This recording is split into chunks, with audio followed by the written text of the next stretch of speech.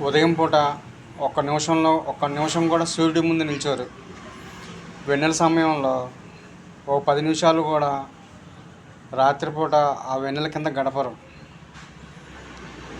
ఎక్కడ తమ చుట్టూ ఉన్న ప్రకృతిని అసలు పట్టించుకోరు. ఎప్పుడూ ఆ టీవీల ముందు, మొబైల్స్ ముందు ఉంటారు.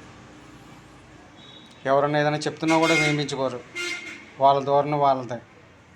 ఇక ఇప్పుడు ఇలా కుంభమేళాలు అవి వచ్చినాయంటే ఎక్కడ లేని పుణ్యం వచ్చి వాళ్ళ ఒళ్ళో పడిపోద్ది అన్నట్టు ఆ కుంభమేళా స్నానాలకి పరిగెడుతూ ఉంటారు అన్నమాట. ఒక పక్క ప్రభుత్వం సూచిస్తూనే ఉంటుంది ఇక్కడ కోట్ల మంది వస్తున్నారని, అయినా ఆగకుండా పరుగులు పెడుతూనే ఉంటారు, ప్రమాదాలను బారిన పడుతూనే ఉంటారు. ఎందుకో అర్థం కాదు. దగ్గర ఉన్న వాటిని వదిలిపెట్టి దూరంగా పరిగెత్తడంలోనే మనిషి ఆనందపడుతూ ఉంటాడు. ఈ మేళాలు ప్రాంతాల వారీగా జరుగుతుంటాయి. ఆ ప్రాంతాల వారీగా జరిగే వాటిలో అందరూ పాల్గొవాల్సిన అవసరం ఎంతవరకు ఉందనేది కూడా ఆలోచించుకోవాలి. ప్రాంతాల వారీగా జరిగే మేళాలు అక్కడ సంస్కృతిని ప్రతిబింబిస్తాయి అన్నమాట. వెళ్ళి దూరం నుంచి చూడటమే కానీ వాళ్ళలో కలిసి ఏదో చేయాలనుకుంటే ఏదో జరిగిపోతూ ఉంటుంది. ఒకసారి ఆలోచించాలి అందరూ.